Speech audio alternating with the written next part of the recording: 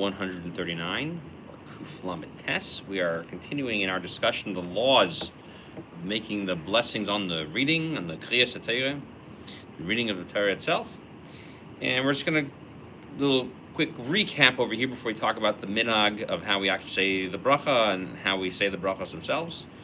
So we learned that people should only get called up to the Torah if they actually are observant, and if they have family members who aren't observant, they shouldn't be getting called up. And we also talked about how the proper way to say the blessing is by not really looking directly into the text itself, but by looking to the side, and so on and so forth. And let's just go over real quick over here what the custom is when we're saying the blessings on the Torah. So the Shulchan Aruch says, we are in halacha number 5 over here, Sif Hey, that we cover the script itself with a mat in order between people. And the Ramah says that we roll it up between people, and that's the right way to do it. So what's the difference? So the Mishnah explains that it's best that it be rolled up, which is what we just said in the previous halacha number 4. The common custom is simply to just close it with a sheet and not to roll it back up. Okay? And then the only time when they cover the whole thing is when we're at the very last blessing. So that's more of an expression of the Ramah. He explains the Ramah over here. He says covering it while it's still unrolled is really not the best.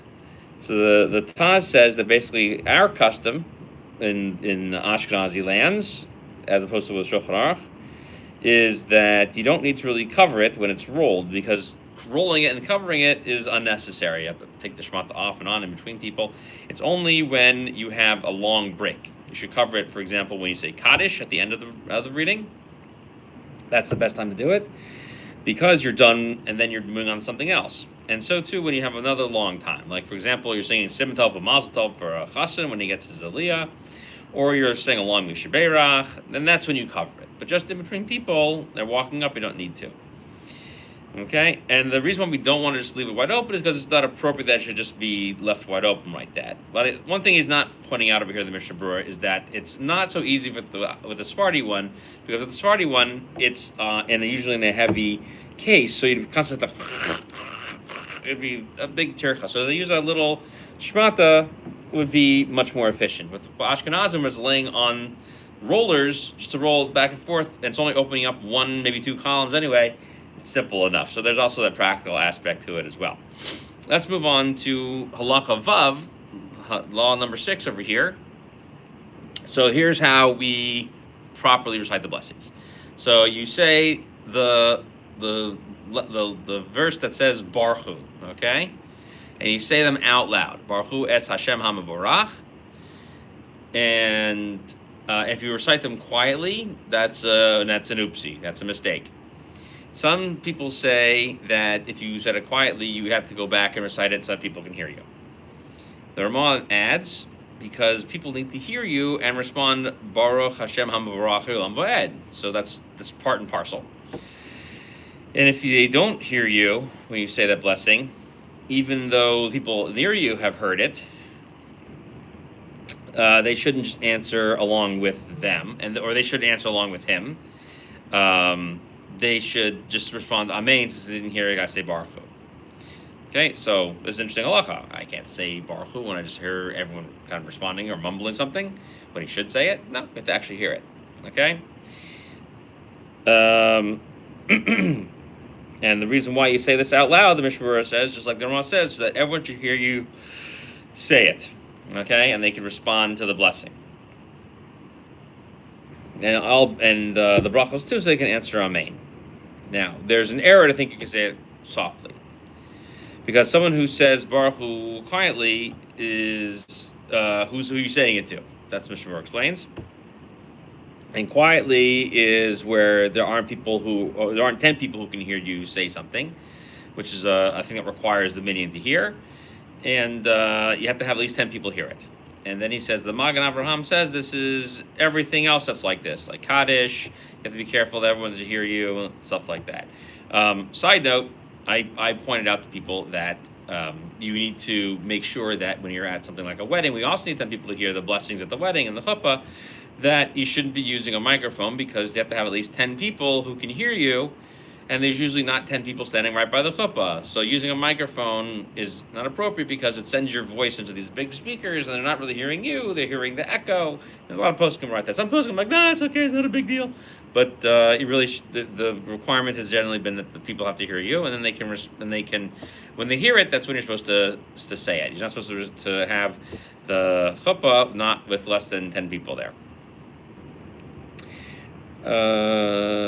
Okay, so the people that come and hear it, and from the Ramah, when he's saying that people have to hear it, what we're saying is that this opinion is not just limited to the statement by Baruch Hu, but it's for all the brachas of the Torah. Okay, and that it's not that the brachas have to be repeated; they're good if you say them quietly. Okay, so but for sure, people need to go ahead and say it out loud. Okay. And so you have to make sure that when he says that if people aren't hearing him saying Baruch Hu, that even though the people standing near him at the bima all hear him, so that's not good. Okay, and so the Mishnah Berurah makes a note over here to go take a look at what he says back in Siman Nun Zion. Sif Katan Bays. So just if you'll bear with me for a second, and I'm going to take us on a little tour back to that. So what the Mishnah Berurah says over there, so if you remember, these are the laws of Shema. And in these laws, what we're discussing is, oops, 1 second, where's my page? So what we're discussing over here in these laws is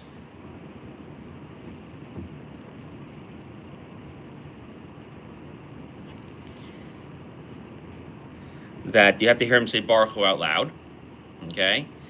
And if they don't hear him say it, that they have to repeat it. So the Mishnah Berurah says over here in this law. So the law is that you have to hear him say Baruch Hu es Hashem HaMavorach, and then everyone says Baruch Hashem HaMavorach Elam Va'ed, okay? And so that's what the halacha is over here. So the Mishnah Berurah is adding over here about not saying it quietly. So what he says is that if you can't hear it, and only a certain number of people hear it, then you have to say Amen. Okay, but if you hear it from him directly, you can say Baruch Hashem HaMavorach Elam Va'ed. Okay, you can only say Amen. So that's the halacha he brings down. Okay, and it's actually not clear. So even though he quotes the Magen Avraham here, he doesn't quote him in that case. So that's an interesting view. One other interesting thing he says over here also, this is in the Biur Halacha. So he wants to deal with repeating it again. So if people don't hear you, you have to say the bracha again. So people were supposed to hear you, but it just seems from the Ramah that you don't have to repeat it again. So he says, so he goes through a very long statement over here about what's supposed to be done. So what he says at the end is that it seems to be that you don't have to repeat the bracha because it's a dispute amongst the decisors. However, what we see over here is that you should nonetheless let everybody hear you. So that's his decision. So maybe make sure that people say it loud. And probably what you should do is say to somebody if they're not saying it loud enough is, maybe stop them if they're not doing it loud enough and have them repeat that, especially if they haven't said Hashem's name. Okay, moving right along. Now halacha 7. So after everyone responds Baruch Hu es Hashem HaMavorach, the person saying after they responded to that, the person saying the bracha then says Baruch Hashem HaMavorach Elam Va'ed. So he repeats it, okay, because he needs to be included in amongst all the other people blessing. Okay. And so what we said earlier, interestingly enough, is an interesting statement. So Mishnah Berurah says, check out what I said in this section over here in halacha number 4. So the Mishnah Berurah says the following. He says that if a person is called up to read the Torah, and they're reciting along with the Shliach Tzibur, they have to make sure that people can hear them. Okay, so that seems to be okay, even though someone else is reciting along with them. So that's what he's saying over in this case as well, is that if a person is reciting along with them, then that's okay as well. Okay, not sure why that was the main thing, but okay, all right. Not sure of the connection for that, but that's what it cites over here. Let's look into Halacha Dalet. All right, Halacha Ches over here. So even if you already said the blessing on the Torah in the morning, and immediately when they call you up to read from the Torah, you may need to go ahead and make this blessing again, okay? Which is Asher Bachar Banu, okay? So, because the Torah is owed, reading this Aliyah, right? Even he's saying right here, we're reading from the Torah. Reading from the Torah here, which is, as I'm telling you now, is just this Aliyah, is the honor and dignity due to the Torah, and that's why the rabbis made this enactment to recite this blessing. Okay, so you shouldn't say any other things afterwards. So when they call you up, you should just be focusing on saying this, which means to say, so this is not an extraneous bracha, as if you didn't make a blessing on Torah first thing in the morning, but you don't want the first blessing that you made to be worthless. Okay, so most people say that if you were in the middle of saying Berurah Torah and you didn't get a chance to say something else before going to the Torah, say another verse ahead of time. So even though they're kind of repetitive, they're not for the same reason. But what you should do is, if you said the blessing on learning Torah all day, make sure you've addressed that all day. So like say Yivarech Hashem v'Yishmerecha, which most people do say afterwards, or start reciting the karbonos, right, the sacrificial offerings, which we talked about this way back in Siman Aleph and Beis. Okay, so that's a long time ago. Okay, so that's the deal with that. Okay, moving right along over here. Yeah, so if you are called to Torah before you had a chance, like let's say you just walk in, you haven't had a chance to say any blessings yet, okay, and you are and you still have to recite Berurah Torah. So once you say Asher Bachar Banu Mikol, right, when you say that, then it's no less than saying the blessing of Ahava Rabbah, which we learned about that back in Siman Nun Hey, okay? Mem Zayin. And so he says, so if I have to say this blessing, which I haven't said yet, and that's the blessing on the Torah, so it's not any worse than reciting Ahava Rabbah, okay? And we said in Mem Zayin, Siv Zayin, that you can fulfill your obligation for the Torah by mentioning how important it is to learn Torah. So people write that nonetheless, it's not really the same thing, because what's happening is that when you say the blessing of Asher Kiddushanu B'Tzav V'Tzivanu La'asok B'Divrei Torah, and then you also say Harav Na Hashem Elokeinu, which is different. So you're making a different statement. So this is similar because we're saying you should, thank you for letting us learn Torah. We're appreciative of it, but it's a little bit different. So it's not 100% different. It's just to say that you could use one to replace the other. Okay.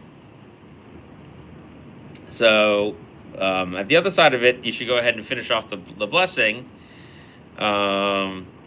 with the second half of V'harav Na, and then say your normal verses afterwards. Don't come to shul late.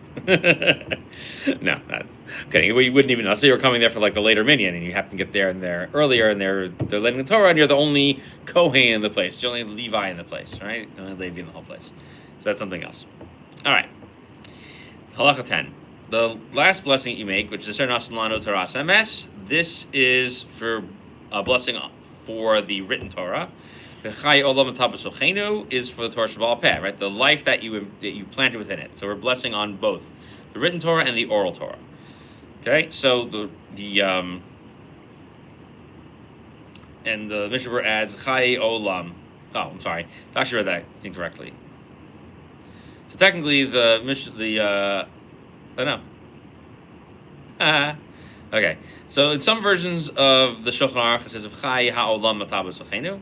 The Berurah in his version has V'chai Ha'olam, and he says no, our version is Chai Olam. So my version of the Shulchan Aruch says Chai Olam.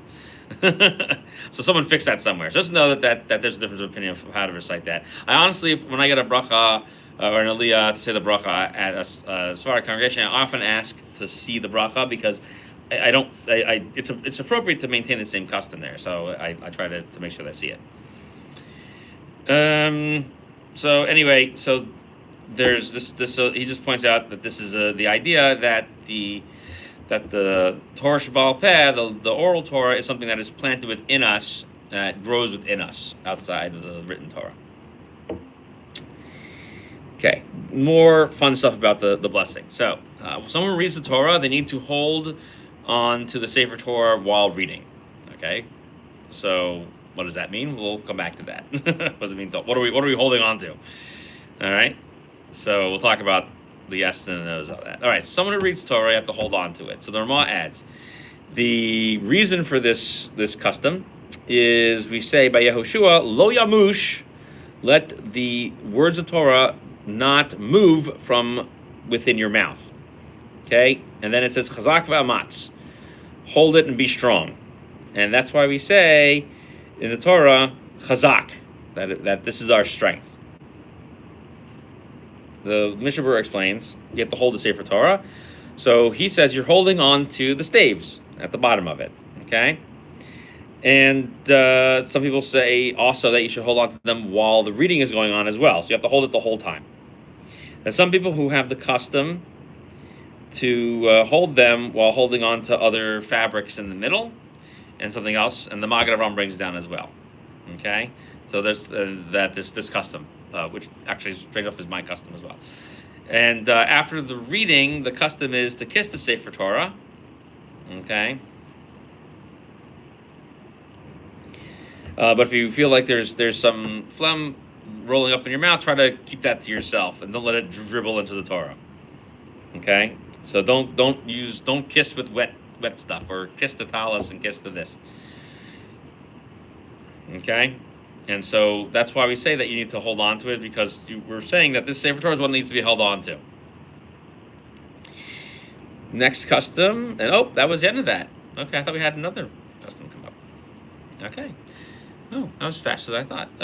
All right, so let's see.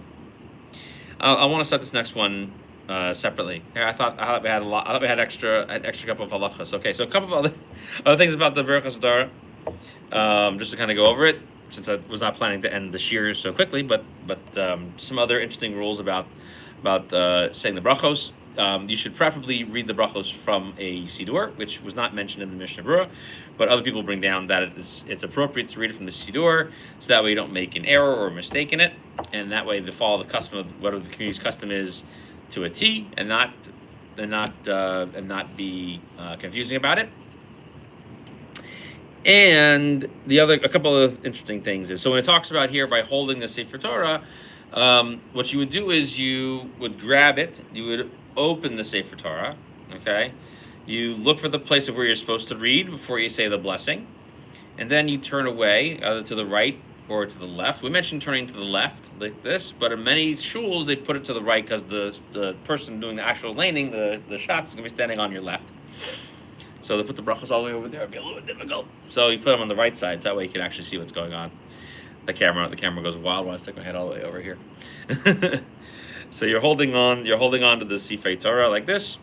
You open it up, you look where you're supposed to read, and then you look outside the Sefer Torah and say the bracha. So again, because of the way things play out, even though the minhag is mentioned to look to the left, our minhag would now be to look to the right. And so you open it, you look to the proper spot. Okay, if the Chazan opened it for you, you should close it, reopen it, and then look to the spot. Okay, so that way you actually get the mitzvah of doing that. So, you can wait until after he shows you the spot. So, meaning that if you walk up to get your aliyah, and the person doing the Baal Kriya is up there, and the shot is up there, and he rolls up in the Torah, and he says, "We're gonna read from here." So you know to read from there. Some people have the custom to point to where they start and where they end. But that's only if you're going to be doing the reading yourself, and that's what they're telling you to read. But some places do that anyway for some reason. But you should need to know where they're starting, and then that way you can follow along. And then you say the brachas, to the Baruch Hu and the Baruch Atah, and then after that you look and you're holding the now. Most of the time, if you're just getting the bracha, you're not doing actual landing yourself, you need to leave space for the other guy. So you hold your side open, and according to what the bishop brings out, some people used to take their talus and hold it open. He doesn't mention the talus; they mention something else. But the minhag that I've seen and that I have is to drop the talus down and wrap it around the eitz itself, the stave of the Sefer Torah, for the Ashkenazi one, and hold it open like that. By Sephardim, it just stands up like this, and so they often just have the thing they drape in front of it. Not everybody does that, but that's the minhag mentioned in the Mechaber. You then read your aliyah, and maybe people point to the spot where they finish. They give a little kiss with the tzitzis, that way you don't get you don't drool or anything, get any of your drool on the Torah, because it's just bad for the writing to get the dribble on there. And then roll it closed and say the bracha afterwards, and that's the proper way to do the bracha on the Torah for the laning. Thank you for joining our class today. We look forward to learning with you next time. We will pick up next time with when you have a break in the brachas of the Torah, which is kind of short, so we'll probably get through that, and then we'll have after that we will, we'll probably get a little bit of rules into people doing the reading itself, which is kind of interesting. That's really interesting, because people always don't know really how to treat that. So we'll learn that for next time. Again, thank you for joining, and we'll pick up again next time.